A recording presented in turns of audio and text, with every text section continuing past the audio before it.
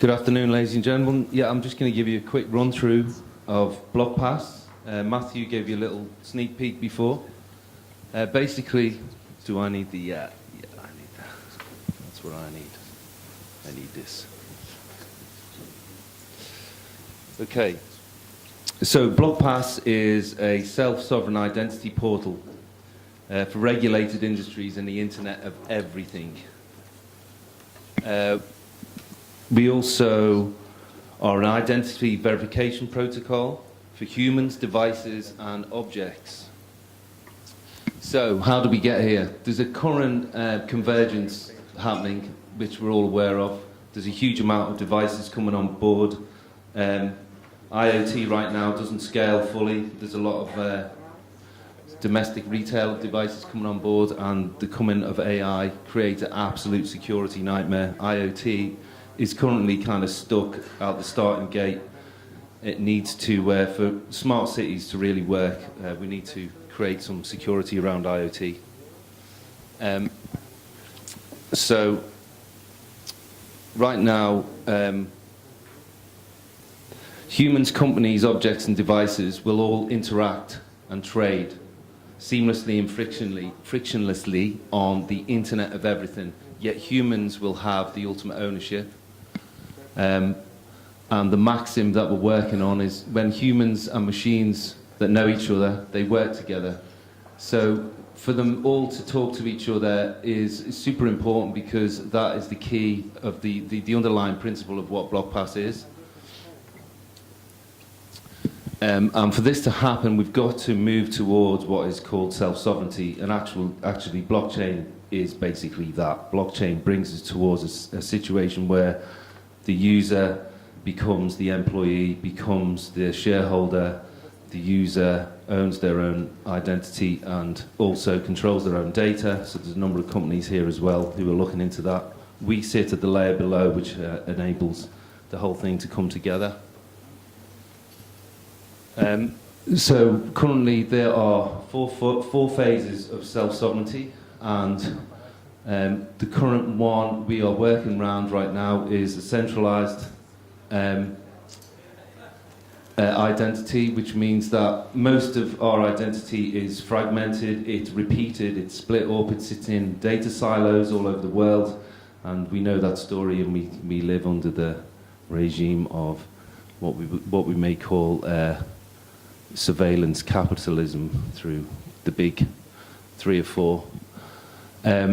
We're also working through a phase called federated identity, which services like Google and Facebook use, whereby you can use one login detail to log identity to log into various services, but this doesn't resolve the underlying issue of a person's identity. It's still controlled, and can be revoked by the service provider. So this creates problems which you lose access to service, and also it becomes more problematic for users as the more services they rely on are using a federated identity service, which again doesn't solve the problem. The next phase of SSI, which we've moved through as well, which is user-centric identity. So in the last decade, we started to work with various projects: OpenID, OpenID Connect, OAuth, and FIDO. But again, this falls short of full self-sovereign identity, as it's still under the control of users are still not under a full self-sovereign identity. They're still maintained by providers. So this is where BlockPass is heading, and this is the main principle that we're working towards. So self-sovereign identity is moving from a non-user controlled and centralized model to a fully user controlled and decentralized model of digital identity. And SSI needs three basic requirements. Users must control their own identity, including control over who has access. users' digital identity must be protected from unauthorized access, use and disclosure or modification, so security and integrity, and also portability and sovereignty. Users must be able to use their digital identities to identify themselves without seeking permission from or being tied to service providers. This is true self-sovereign identity, and we've never, as a species, been able to show this. So how does blockchain work? BlockPass. So BlockPass works on a distributed whitelist where when the user joins the identity app, the management app, and goes through the KYC process, they will be provided with a hash. We then distribute the hash on the whitelist to the BlockPass ecosystem, and we also burn the data, so we're a GDPR dream. And this means then no identity of the user is kept on the platform. We use a zero knowledge proof whitelist model. So the current problems that we are trying to meet, what problems are we solving? So the blockchain needs identity protocol to allow compliant interactions on a public permissionless blockchain. Currently, there is no identity protocol, as we know. And compliance currently creates costs for blockchain businesses. The current percentage is running around 20%. Blockchain businesses are spending on compliance. ID verification currently takes several days to complete and causes significant barriers to entry, slowing down onboarding. Right now, some of this might be slightly out of date because we moved that fast. Bitcoin and other blockchain-based currencies allow for easy money laundering and terrorist funding, as we know. We've heard about this over the last 2 days. And this is becoming a bit of a worry. So this is something that BlockPass has set out to solve. And also we know the problem with ICOs. Tezos last year raised over $200 million completely anonymously. They don't know where that money has come from. This is a current problem for ICOs, so we are looking to meet the issue around KYC.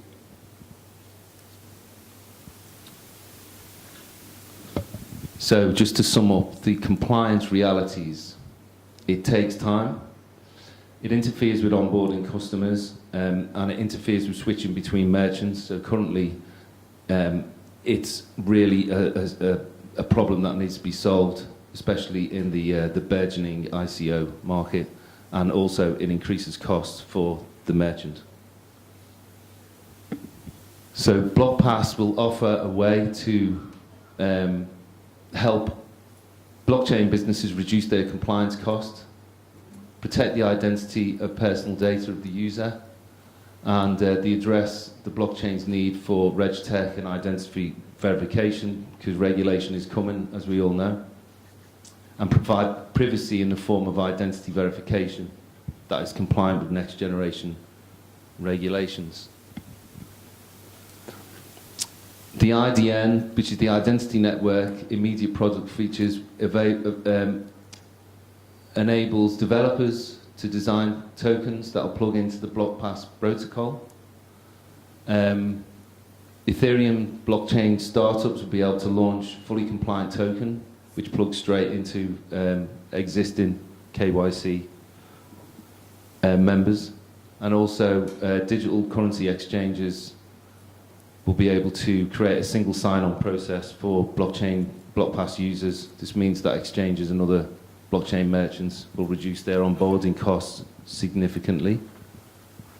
And the immediate outcomes, BlockPass is going to reduce the cost of compliance and make public blockchains safe and compliant, which is really important to keep the integrity of blockchain going as we move through these evolutionary times, and create a platform for developers to be compliant with decentralized applications, protecting personal data, and create a seamless and secure environment for humans devices. So this is where we're currently at. BlockPass is formed out of two companies. One's called Chain of Things, which is an IoT and blockchain research and development company based out of Hong Kong. The other is the Infinity Blockchain Labs, which is based out of Vietnam. We've got over 100 developers working under Infinity Blockchain Labs, which is a RegTech and intermediary developing company. So right now we've got an app in beta. I've got it working if you want to come and see me on my phone. We're looking for a release at the end of March. BlockPass will be chain agnostic, so it'll move across any chain. We're currently on Ethereum. We're also talking to Neo and a couple of other chains at the moment. And we are initially targeting the following groups of companies: crypto exchanges, ICOs, blockchain startups, Fintech, RegTech, InsurTech, traditional industries and government. We've had a huge amount of interest from different mainstream industries, ranging from NATO, wants to know how to onboard 29 different countries, NHS in the UK, etc., etc. So they're all looking to see how to solve the KYC problem at the moment, which is, as we know, is a bit of an issue. So once we develop the first identity network, we'll be able to promote on-chain compliance for humans. And then we can start to extend this to objects or machines, and this is where it gets really interesting. And this achieves what is the purpose of BlockPass: seamless, secure, compliant interactions between humans, corporations, and machines. So the problems with the Internet of Everything, basically, the issue is we've got a huge amount of cheap connected devices coming online. The number is wild, between 50 and 200 billion devices. Right now, the IoT security issue is still not solved. BlockPass is looking to move to create a layer that can help solve this. And once we can solve this, it creates a safe and secure conduit between humans and devices. I'm just going to whiz through this. So here's one use case: smart contract. Over there you've got the seller, the carrier, the buyer, the bank, and the insurance. The dumb object can be in the back of the van, measuring whatever's going on in there, creates some smart data, GPS, temperature, humidity, etc. All the parties can measure that, and that's going to be executed through a smart contract. Here's the next user case, which was bringing a human being and a solar panel into a smart contract, which was based out of Africa. This is how BlockPass actually came about. And this is all done through leveraging zero knowledge proof technology, which is the way of verifying people onto the blockchain anonymously, and this is the future of self-sovereign identity. And that's it. Thank you very much.